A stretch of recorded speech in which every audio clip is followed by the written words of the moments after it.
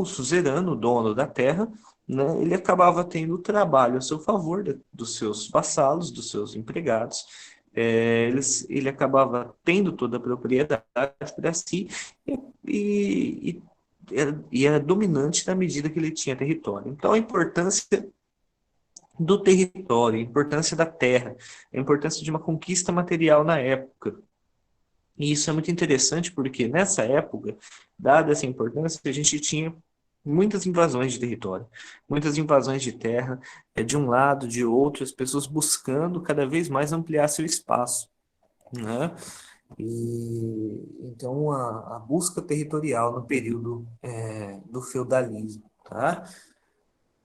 Ah, é importante reforçar que essa idade, que é chamada de Idade Média, né, ela acontece com a queda do Império Romano do Ocidente, é marcada a data de 476 depois de Cristo, mas na verdade o Império Romano já vinha sofrendo um processo de queda. Como a gente citou na aula de Roma, à medida que o Império foi se tornando muito grande, muito vasto, o próprio exército romano não conseguia dar conta da segurança de todo aquele local. Então, à medida que isso foi se ampliando, houve um enfraquecimento do período, um enfraquecimento do Império Romano, né? Isso, claro, do lado ocidental. O Império Romano ainda tinha forças do lado oriental, tendo uma capital chamada Constantinopla, né? Que hoje equivale à cidade de Istambul, capital da Turquia, né? Que já foi Constantinopla, já foi Bizâncio, né? É chamada capital de três impérios. Então, naquele espaço, o Império Romano ainda era bastante forte. E, e durou até 1453 dessa forma. Então, vocês podem perceber que a queda do Império Romano do Ocidente marca o começo da Idade Média, a queda do Império Romano do Oriente, na conquista de Constantinopla pelos turcos, marca o fim do Império Romano aliás, marca o fim da Idade Média e do Império Romano do Oriente. Tá bom? Outra coisa importante citar aqui, como a gente já citou, prevaleceu na Idade Média as relações de suzerania e vassalagem. Os suzeranos geralmente eram um senhor feudal, quem dava um lote de terra para o vassalo, sendo que esse último deveria prestar fidelidade e ajuda ao seu suzerano. O vassalo oferecia ao senhor ou seu suzerano fidelidade e trabalho em troca de proteção e um lugar no sistema de produção. As redes de vassalagem muitas vezes se estendiam por várias regiões, sendo que o rei era o suzerano mais poderoso. O rei, ele tinha uma parte de terra que era dele, era do Estado, mas era também da família dele. Ele acabava por ser, né, o mais poderoso dos suzeranos. Estou vendo aqui uma mensagem da Meli Cristina, né, sobre a peste negra, o estilo gótico. Essas duas marcas também são marcas importantes, uma da questão sanitária, né, da Idade Média, outra da questão cultural, da questão artística, e a gente vai trabalhar um pouquinho delas também nessa aula, sim. São outras duas marcas importantes da Idade Média. Bom, a sociedade medieval. A sociedade era quase estática, com pouca mobilidade social e hierarquizada, dividida em camadas sociais bem definidas. A nobreza feudal, senhores feudais, cavaleiros, condes, duques, vice-condes, etc., era detentora de terras e arrecadava impostos dos camponeses. O clero, membros da Igreja Católica, tinha um grande poder, pois era responsável pela proteção espiritual, né, entre aspas, da sociedade. Na verdade, a função da igreja nessa época, juntamente com a nobreza, né, a função da religião, que é usada, e sempre a função da religião é essa em toda a política, independente do ramo político, independente do ramo religioso que tem envolvido, a função da religião é moralizar a política, né? É dar uma forma das pessoas acreditarem naquilo que está sendo feito. Você tinha uma nobreza, você tinha reis, você tinha um grupo muito privilegiado, dono de terras, e você tinha grande parte da população que não tinha nada, passava fome que tinha extrema dificuldade. Quando a gente for falar um pouquinho de peste negra, vocês vão ver que eles passaram, principalmente a população mais pobre, morreu em larga escala naquela época, porque não tinha muitas condições. E para a população aceitar nessa questão da suzerania e da vassalagem, para aceitar que uns têm mais e outros têm menos de uma maneira mais natural, você tinha uma ideia moralizante. E quem fornecia essa ideia moralizante? Era a religião. Isso aconteceu também na Idade Média, lá com o islamismo, tá? Eu não coloquei muito nos slides aqui, não cai tanto no vestibular assim, mas vocês podem perceber isso na apostila. Na apostila tem um capítulo bastante dedicado a isso, né? Lá a partir da página 67, vocês vão ver o crescimento e a ascensão do islamismo. E no caso do islamismo foi da mesma forma. O islamismo era uma religião, tem uma base moral muito bela, muito bonita, só que o que acontece? Você tem líderes que utilizam aquela base moral para justificar conquistas materiais. No caso do islamismo, a chamada jihad, por exemplo, que é a Guerra Santa, ela tem uma origem no termo e na religião islâmica que é de propagação, de ampliação das ideias, da ideia de Alá, da ideia religiosa, da ideia moral. Só que o que aconteceu? Com o passar do tempo, os líderes políticos daquela região, eles tomaram conta desse termo e utilizaram esse termo para justificar guerras para conquista não só da ampliação espiritual, mas da ampliação territorial. Né? Eu estou ampliando a minha religião, eu estou ampliando o conhecimento do meu Deus, entre aspas. E então eu tenho como justificativa a religião para atacar outros reinos. No caso do Ocidente, da Idade Média para com a Igreja Católica, foi da mesma forma. Depois a gente vai ver a Reforma Protestante, isso aconteceu também. Então, as religiões elas são utilizadas como instrumento político, né? Essa moralização ela acaba sendo relevante. E nessa sociedade medieval era assim. Você tinha uma hierarquia muito clara. Você tinha nobres, você tinha duques, no caso da Inglaterra, como citei, você tinha lords, você tinha pessoas que dominavam, né, o poder daquela região, pessoas que tinham terra, pessoas que tinham propriedade, que tinham importância do ponto de vista econômico. E muita gente passando dificuldade, muita gente passando fome. E como é que você justificava isso? Né? A companhia do clero, ao lado desses nobres, acabava justificando essa desigualdade. Né? A ideia do clero acabava sendo usada como um argumento para justificar a pobreza alheia, o que é um equívoco, que é uma coisa errada em todos os sentidos, do ponto de vista religioso, mas que funcionava como dominação política na época. E, aliás, funciona até hoje em qualquer país. Toda vez que uma igreja, independente de qual seja, se aproxima da política, inevitavelmente ela acaba sendo utilizada como instrumento político de dominação. Né? Mesmo que a religião seja boa, ela acaba servindo a um propósito ruim. E isso tem sido assim ao longo da história em vários e vários casos. Né?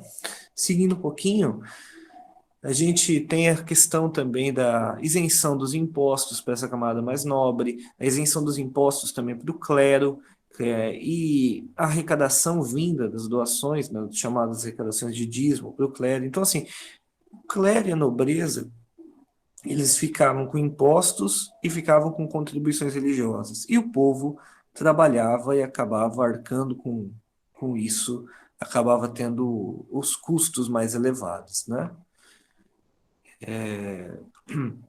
Um detalhe importante da economia medieval, ela se baseava principalmente na agricultura, né?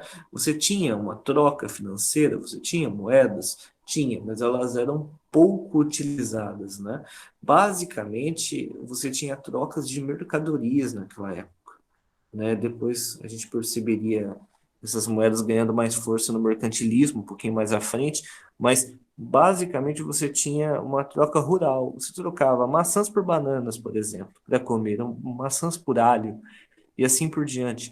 Você tinha um trabalho de plantio e colheita, e aquilo é que ganhava força do ponto de vista comercial. Se você tinha um determinado alimento, você trocava por outro para conseguir gerar uma movimentação. Você não tinha uma movimentação financeira, você não tinha um sistema financeiro dado, né? O feudalismo era basicamente um trabalho de ordem rural. Então você ganhava força trabalhando para um suzerano, tendo um espaço dentro de um feudo, e ganhava o seu alimento como seu salário. Basicamente isso, né?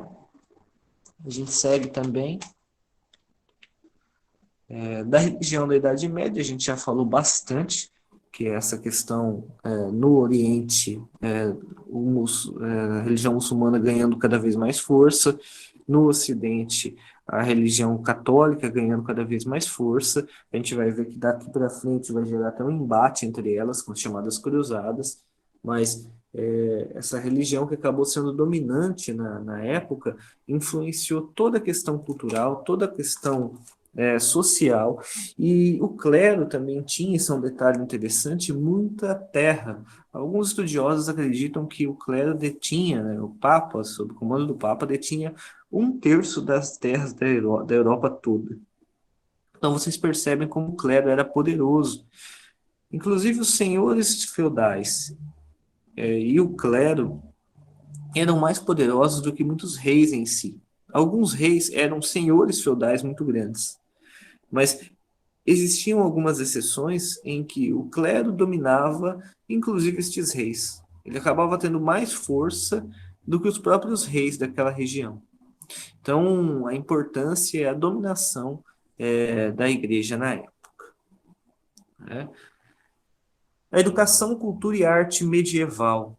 A educação era para poucos, só os filhos dos nobres estudavam. Essa foi marcada pela influência da igreja, que ensinava o latim, valores morais e doutrinas religiosas. Havia também algumas escolas que ensinavam táticas de guerras e outros conhecimentos militares. Grande parte da população medieval era analfabeta e não tinha acesso aos livros. Grande parte mesmo, tá? Existe uma estimativa que acredita que até 1800, que é bem mais à frente, lá na Idade Contemporânea já, até 1800, 60% da Inglaterra ainda era analfabeto. E a Inglaterra era, naquele momento, se não o país mais desenvolvido do mundo, um dos mais. Então, o analfabetismo ele foi predominante por muito tempo e na Idade Média foi predominante em larga escala, tá? E isso favorecia, né, aqueles que tinham domínio do conhecimento. Isso é uma coisa, inclusive, bastante relevante para a gente pensar. Conhecimento ainda é a maior fonte de poder, né? As três coisas que uma sociedade sempre domina para obter poder, né? São a questão militar, né? As táticas dos exércitos militares, o conhecimento, né? E toda a fonte que ele pode ter, seja do ponto de vista acadêmico, seja do ponto de vista de outra fonte, e a outra é a comunicação, né? A capacidade de se comunicar, de utilizar a comunicação também dá muito poder a uma sociedade. Então, nessa época, na Idade Média, o conhecimento era para poucos, tá? Poucas pessoas tinham acesso às informações. Era uma questão muito diferente do que a gente tem hoje, né? Hoje, muita gente tem pouco conhecimento também, mas não é por falta de informação, é por excesso dela, o que é curioso, né? O excesso dela gera tanto descrédito, porque a gente ouve de um lado um grupo de pessoas falando uma coisa, de outro um grupo de pessoas falando outra coisa. Fica difícil saber em quem acreditar, né? Fica difícil saber o que é uma informação confiável. E aí as pessoas se apegam àquilo que elas acreditam, àquilo que elas gostam, àquela informação que é mais conveniente, e tomam aquilo como verdade. Isso é um problema, isso gera falta de conhecimento. Naquela época, na Idade Média, era o oposto, você tinha poucas informações. Você tinha uma limitação muito grande das pessoas que podiam estudar, que tinham conhecimento de leitura, e mesmo aquelas que tinham conhecimento de leitura tinham muita dificuldade de acessar as bibliotecas. As maiores fontes de conhecimento da época estavam nas bibliotecas do Vaticano, né, ou de membros da igreja. Só que essas bibliotecas eram fechadas, restritas, poucas pessoas tinham acesso. Então, Naquela época, era muito comum que as pessoas sofressem pela falta de informação, né? A falta de informação também gerava a falta do conhecimento. E aí a importância da gente sempre estar buscando conhecimento, sempre estar buscando informação, sempre estar se ampliando, e algo que era muito difícil na Idade Média, né? A arte medieval também era fortemente marcada pela religiosidade da época, né? As pinturas retratavam quase sempre passagens da Bíblia e ensinamentos religiosos. As pinturas medievais e vitrais das igrejas eram formas de ensinar à população um pouco mais sobre a religião cristã e passagens bíblicas. Então, aqui como foi falado da questão da arte gótica, por exemplo, a arte gótica ganha muita força nessa época, que era uma maneira de expressão, né, de que sempre o que está no alto é mais poderoso do que o que está na terra, né? Você tinha construções apontando para o alto, mostrando uma diferença entre o que é de Deus e o que é humano. A arte era muito influenciada pela igreja, seja na pintura dos vitrais das próprias igrejas, como está citando nesse slide, seja no fortalecimento dessa cultura gótica, e havia uma forte influência da igreja também sobre todo o conhecimento acadêmico e a manifestação de arte que isso poderia gerar. A gente vai ver lá mais para frente, no Renascimento, no fim da Idade Média, como alguns artistas como Leonardo da Vinci, por exemplo, utilizavam-se de cadáveres para poder fazer dissecação, estudo desses cadáveres para melhorar seus quadros. Diz uma parte da história também, até vocês podem checar com a professora de artes se isso procede ou se isso é lenda, mas há uma divulgação de que a Mona Lisa, por exemplo, Leonardo da Vinci teria dissecado cadáveres por um bom período para poder desenhar as mãos dela, para que esse desenho saísse perfeito. Isso era uma coisa que era impossível na Idade Média. A igreja bloqueava qualquer tipo de acesso a qualquer estudo corporal, né? Então, as artes, a expressão de arte que havia nessa época, no forte da Idade Média, era uma arte voltada para o eterno, voltada para Deus, voltada para a religião. Você não tinha uma expressão artística mais terrena, era uma coisa mais focada naquilo que é religioso, tá? A arte medieval também era fortemente marcada, como a gente acabou de citar aqui, tá bom? Tô vendo aqui, ó, no filme de São Tomás de Aquino mostra a dificuldade até mesmo do baixo clero de acessar os acervos da igreja. É verdade. O próprio Martinho Lutero, que era bispo, né, e depois vai se tornar influente na Reforma Protestante, o pai da Reforma Protestante, Martinho Lutero só teve acesso aos textos mesmo da Bíblia de forma integral quando ele já alcançava aquilo que era chamado do doutorado na época da teologia.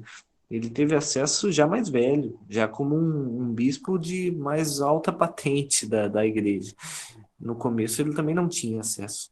Mesmo os bispos da própria igreja, que ocupavam cargos mais baixos, não tinham acesso à leitura nem dos textos básicos, nem do texto básico da religião, que é a Bíblia. Então era algo bastante limitado com relação aos acervos da época. Eu já ouvi alguns padres falando, né, hoje em dia, que há um grande conflito entre protestantes e católicos sobre isso, né? Os protestantes alegam que Lutero abriu o conhecimento ao povo e que a Igreja Católica o escondia, e os católicos dizem, eu vi nas falas de alguns padres, eu achei até interessante, os católicos dizem que, na verdade, o que havia eram textos escritos à mão que eram muito complicados de para se terem cópias. Então havia uma proteção desses textos, por isso a redução ao acesso. E o próprio fato de que as pessoas não sabiam ler também não fazia com que a igreja guardasse os textos. Essa é uma versão católica dos fatos presente até hoje. A versão protestante é que, na verdade, a igreja católica escondia os textos para poder manifestar poder. Bom, cada um acredita naquilo que acha mais conveniente e, e essas são as ideias dadas. né? Mas é aquela coisa, né, professor? Mas se eles disponibilizassem para o povo ler, não seriam mais analfabetos, eles iam aprendendo de poucos a pouco. É meio, sei lá, estranho falar isso, que é, as pessoas eram analfabetas, por isso que a gente não disponibilizava, mas, né? Se você não Quem, disponibilizar, eles vão continuar analfabetos. o padre que disse isso, posso até citar o nome, foi o padre Paulo Ricardo, um padre bastante influente da Igreja Católica, no dia que estava sendo debatido o dia da Reforma Protestante, né? O dia da Reforma Protestante é dia 31 de outubro. Ela foi realizada basicamente em 31 de outubro de 1517. E no dia dessa comemoração protestante, o padre foi questionado, né, sobre a visão que os protestantes têm de Lutero, que é quase como se fosse um libertador, né? À medida que ele permite a leitura dos textos por sua comunidade. E aí o padre argumenta utilizando essa ideia de que a igreja queria proteger os textos, não proibi-los. Mas, como você citou aí, eu acho que se houvesse uma divulgação, seria melhor. Eu acho que toda divulgação de conhecimento é sempre melhor. Não há justificativa para se prender conhecimento nunca, né? E historicamente, eu repito, tanto do ponto de vista político quanto do ponto de vista social, prender conhecimento é utilizar-se de instrumentos de dominação, né? Toda vez que eu deixo de oferecer conhecimento a alguém, eu estou utilizando de um instrumento de dominação sobre ela. E isso não é bom. Isso, muito pelo contrário, né? Isso é bem ruim, tá? Deixa eu continuar aqui. Outro detalhe interessante, bastante curioso, né?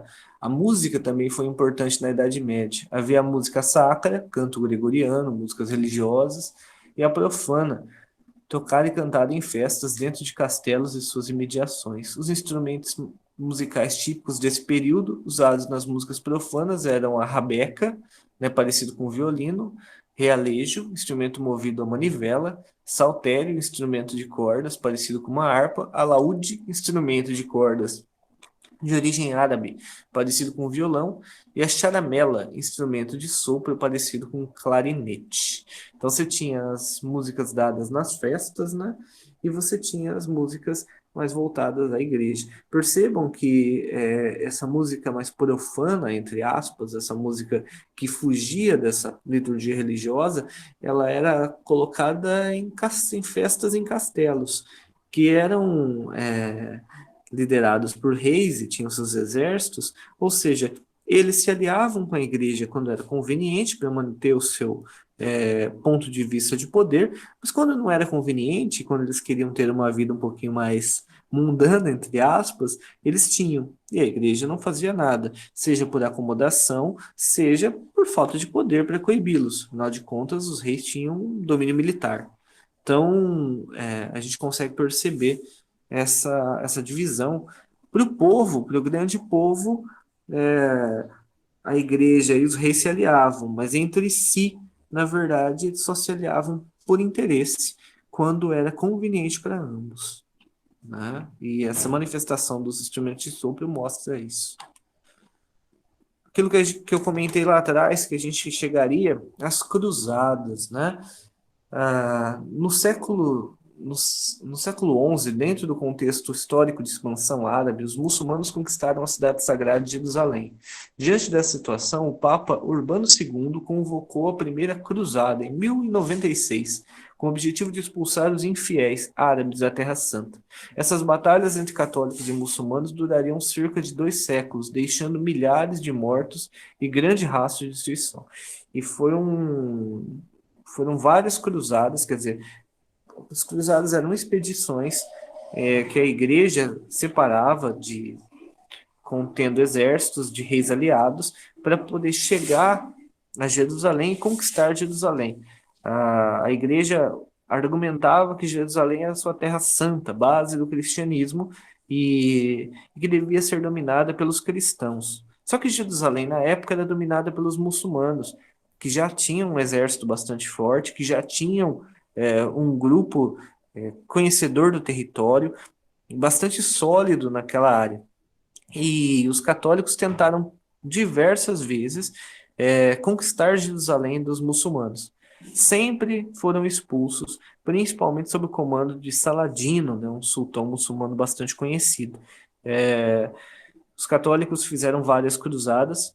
Eu acho que das cruzadas mais marcantes, as que a gente tem são as cruzadas dos reis, em que alguns monarcas, inclusive, foram juntos dos seus exércitos para tentar conquistar Jerusalém, acabaram perdendo.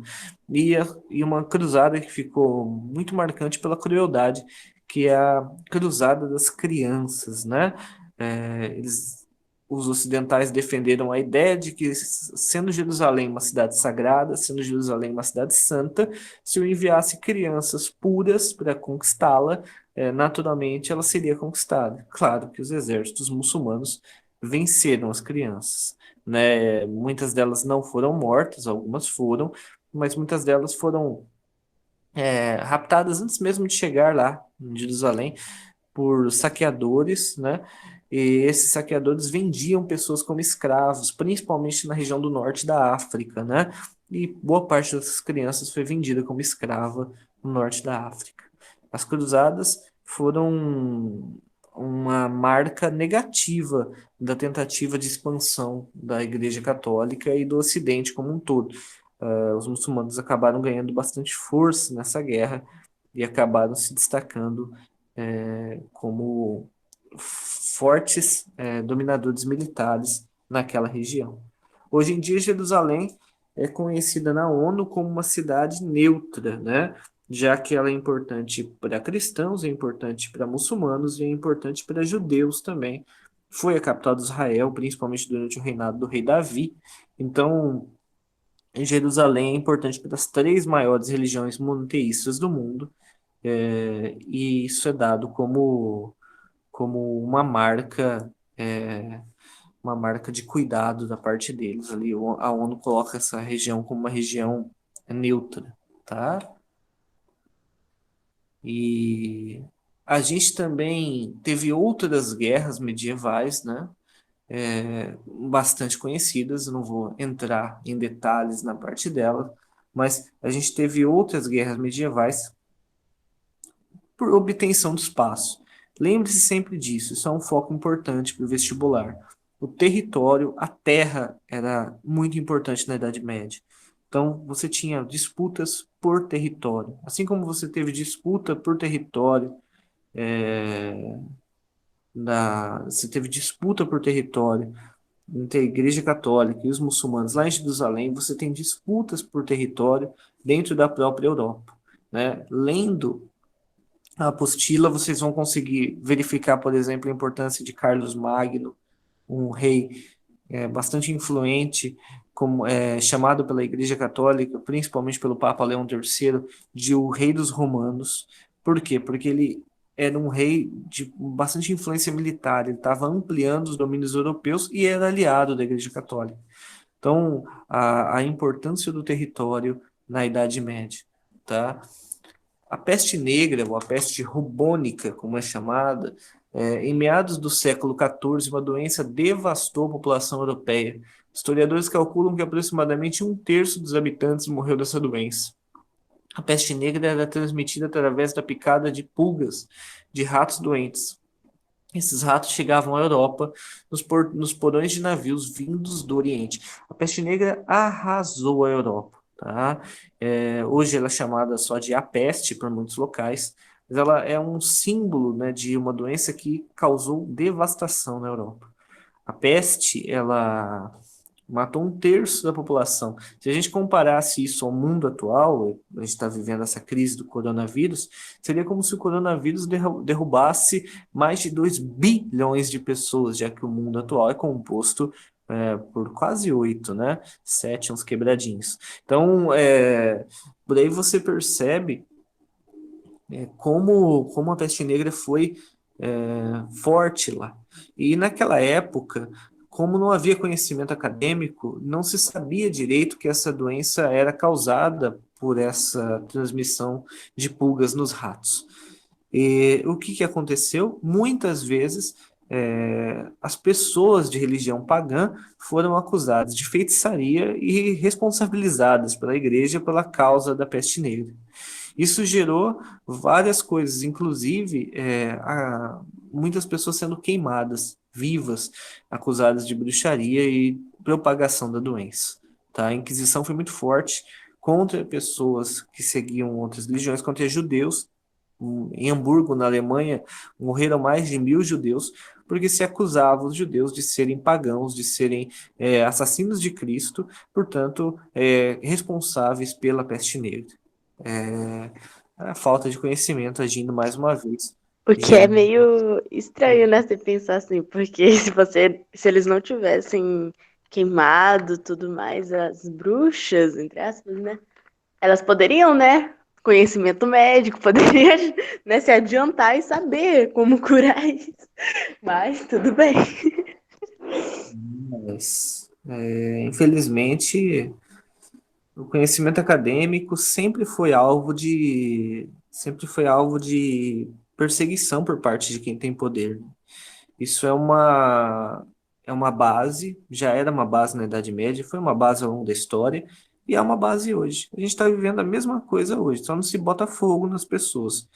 Mas entre aquilo que o médico diz e a orientação que o médico passa, que os biólogos passam e a orientação que os políticos querem seguir, o que que eles acabam fazendo? Seguindo a orientação política, se aliando de pessoas religiosas, algumas bem intencionadas, mas com falta de conhecimento, outras mal intencionadas, utilizando essa religião como base moral para que a política faça o que quiser e jogue a ciência no escanteio. Enquanto isso, as pessoas vão morrendo.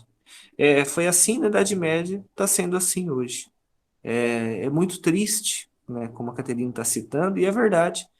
Só que aí eu faço também uma meia-culpa, como aquele que, embora hoje não está na universidade, mas que fez parte do meio acadêmico por alguns anos, e eu espero que vocês entrando, na universidade façam parte dessa mudança. Vocês vão perceber principalmente dentro das grandes universidades, USP, Unicamp, Unesp, ou as federais, que há uma distância entre a realidade vivida nas universidades e a realidade do povo, né? A universidade às vezes se distancia demais também daquilo que o povo precisa. E aí pessoas mal intencionadas, que às vezes usam argumentos até bonitos, né, como a questão da religião, acabam se aproximando do povo. O povo acaba compreendendo muito mais isso do que a ciência. E isso gera o que a gente está vendo agora. É necessário que o meio acadêmico não seja simplesmente um ponto de destaque ou um ponto de nobreza, entre aspas, de elite acadêmica. É necessário que o mundo acadêmico se aproxime da população e que vocês, entrando na universidade, enxerguem sempre isso. É o que a gente está tentando fazer através do cursinho, né? E o que a gente acredita que deve ser feito. A população precisa do conhecimento. Senão a população sempre verá a universidade como um local de pessoas largadas, sem sentido, que gastam dinheiro público para fazer festas, o que é uma baita bobagem, né? Mas é uma coisa que ficou difundida por causa da distância entre a população e a universidade. A distância entre o povo e o conhecimento gera espaço para os ratos, né? Na Idade Média gerou espaço para os ratos, literalmente. Hoje gera espaço para ratos políticos. Então, a gente não pode nunca distanciar o mundo acadêmico e o conhecimento da população. Distanciou, a população naturalmente se alia com coisas absurdas. A gente vê gente é, compartilhando conhecimentos de grupo de WhatsApp que são bizarros, para dizer o mínimo, e as pessoas acreditam em cada coisa que chega a assustar. Então, naquela época foi assim, e hoje tem sido assim também. É uma pena, né? Professor, Sim. você estava falando nessa parte da difusão do conhecimento. Eu lembrei, tem até um filme meio que mostra isso. Acho que chama O Banquete do Rei, que mostra como que a parte da medicina ela era empregada, porque como eles não tinham estudos, até mesmo os que tinham, eles meio que faziam ao acaso, né? Eles não não tentavam chegar a uma possível cura para algo com base totalmente assim da razão da ciência, porque mostra nesse filme a parte da sangria, que eles acreditavam até mesmo algumas partes da Europa falavam que a sangria poderia curar a peste negra e a sangria só piorava, fora que foi um jeito deles conseguirem praticar uma grande violência aos animais, com uma desculpa de que a sangria era algo divino, trazido pela medicina, né, pelos que tinham conhecimento para curar as demais doenças. Exatamente.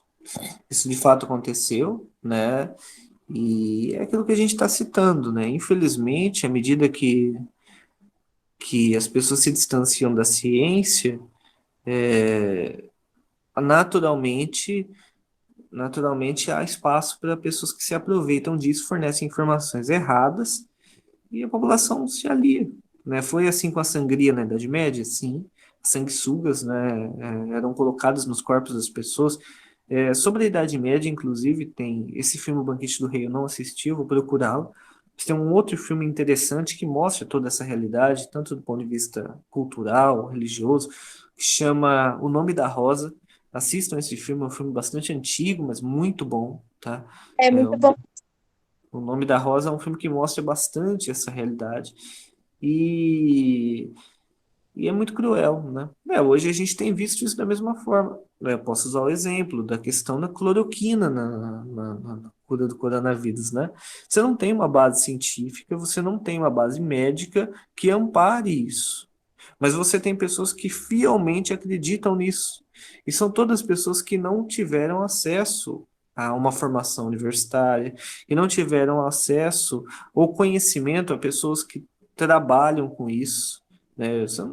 Você praticamente não tem médicos ou biólogos de respeito que defendam isso. Para não dizer que não exista, pelo menos eu desconheço. É, Só que muitas pessoas acreditam. Por quê? Porque falta a elas o conhecimento acadêmico, falta a elas a inserção neste meio. E elas acabam ouvindo aquilo que é mais conveniente, tomando como verdade aquilo que é dado por políticos que, no fundo, só querem o seu trabalho para que possam ampliar suas riquezas, e por alguns líderes religiosos que, embora se digam servos de um Cristo que era bom, acabam sendo extremamente maus e também só querem a exploração do povo. A mesma situação da Idade Média. Então é uma colocação muito complicada e muito difícil para o povo. A gente tem que buscar seguir aquilo que a ciência diz. A ciência tem falhas, a ciência trabalha com as dúvidas, mas a ciência fornece ainda uma base, um conhecimento que muitas coisas, muitas fontes de informação não fornecem. Então, há pesquisa, há uma busca por algo maior, né? Talvez a grande marca negativa da Idade Média foi a falta de amparo à ciência. E hoje a gente está correndo o risco de fazer a mesma coisa, né? Ah, eu tava vendo aqui também, eu tava tentando procurar pra lembrar o nome do filme. Esse ano na minha escola, a gente tava falando sobre Idade Média e minha professora pediu pra gente assistir um filme chamado O Físico. E, cara, dá pra ver muito, tipo, tem uma noção muito maior, sabe, do que tava acontecendo. Mostra no filme a peste negra, mostra a questão lá do conhecimento médico, como que eles cagavam. Nossa, é tudo. Mostra as roupas, o modo que eles viviam. Quem quiser assistir aí, tá aí. É O Físico. Vou procurar também. Esse é outro filme que eu também não conheço, mas vou atrás. Acho que toda essa base é importante para nós. Muito legal. O físico. Vou ver sim. E é isso. Infelizmente, isso foi uma marca daquele povo. Seguindo aqui, ó, a gente teve as revoltas camponesas, né? As jaqueris. Após a peste negra, a população europeia diminuiu muito. Muitos senhores feudais resolveram aumentar os impostos, taxas e obrigações de trabalho dos servos sobreviventes. muitos tiveram que trabalhar dobrado para compensar o trabalho daqueles que tinham morrido na epidemia. Em muitas regiões da Inglaterra e da França estouraram revoltas camponesas contra o aumento da exploração dos senhores feudais. Combatidas com violência por parte dos nobres, muitas foram sufocadas e outras conseguiram conquistar seus objetivos, diminuindo a exploração e trazendo conquistas para os camponeses. Então, além de sofrerem com a doença, muitos tinham perdido parte da família. Aqueles que sobreviveram ainda tiveram que trabalhar como escravos. E isso, é claro, gerou uma revolta, gerou uma indignação por parte de quem ficou, né? Sobre esses slides, essa é a parte que eu queria deixar para vocês. É bastante importante também falar o que vai vir na sequência, mas sobre isso eu acho que a professora de artes tem até mais capacidade de citar, e a Gica também trabalha muito bem com essa área, que é a questão do Renascimento. Como o Renascimento veio pós-Idade Média para estar mexendo com isso, tanto do ponto de vista artístico, né? A gente teria as Tartarugas Ninja, né? Leonardo, Rafael, Donatello e Michelangelo liderando essa influência artística, quanto à influência cultural, e aí sim uma melhor valorização do conhecimento médico, que começaria a ser estudado, e uma busca por outras fontes de conhecimento que não fossem só as dadas pelo clero. A gente vai ter a Reforma Protestante, a gente vai ter o Renascimento, que vão ampliar, abrir um pouco mais esse leque desse universo, né? A Idade Média marcada por forte influência religiosa, seja da igreja muçulmana lá no lado oriental, seja da igreja católica do lado ocidental, marcada pelas guerras, marcada por conquista de território, marcada por uma divisão hierárquica da população bastante clara. Essa Idade Média começaria a chegar ao fim a partir do século XV, à medida que esse sistema feudal econômico já não daria mais certo, pouca população, muita terra ainda para ser cultivada, e aí você tem um começo de um crescimento da burguesia.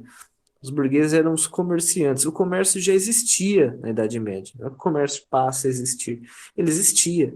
Tanto que algumas famílias se destacam pelo comércio. Os Médici, por exemplo, na região de Florença, eles ganham poder na Europa, e os Médici não são papas, mas eles indicam papas, inclusive, para a igreja. Tamanha influência o poder deles, os Médici ganham poder com o comércio. Então, o comércio, ele que já existia na Idade Média, ele vai ganhando força após ela, vai substituindo esse sistema de trabalho feudal, e somado isso ao renascimento do ponto de vista artístico e à reforma protestante do ponto de vista religioso, a gente vai ter uma mudança de cenário bastante grande no século XVI. Do século XV para o XVI, a gente tem uma mudança imensa no mundo. Então, a gente vai trabalhar isso um pouquinho mais lá para frente.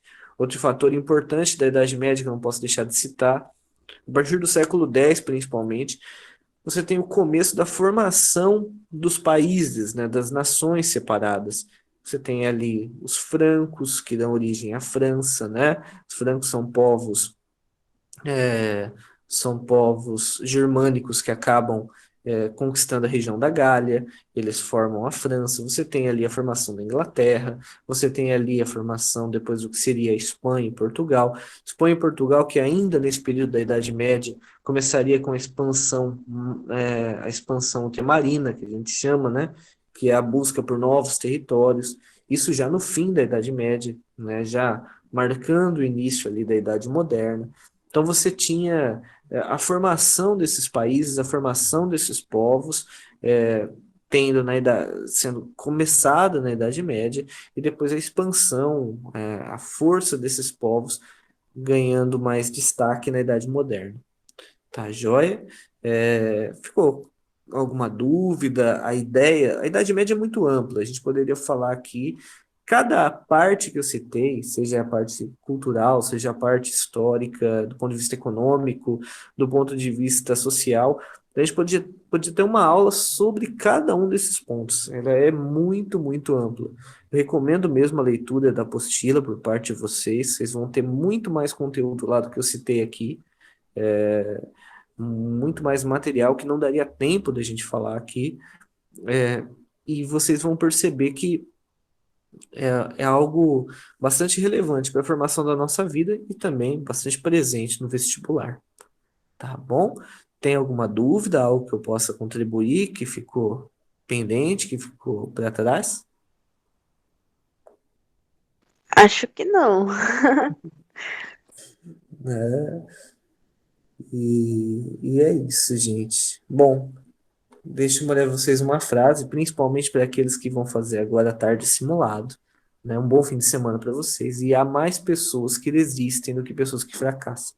Não deixem de lutar por aquilo que vocês acreditam. Façam um bom simulado hoje à tarde.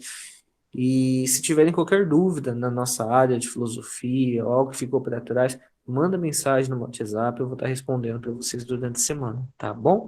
E a pergunta da Lorena, sim, eu vou deixar os slides disponíveis, vou deixar no Google Drive, né, na pastinha nossa, como padrão, tá bom? E eu repito, qualquer dúvida, sempre conta com a gente. Tá ótimo? Um bom fim de semana para vocês. Obrigado pela presença na aula. Obrigada, professor.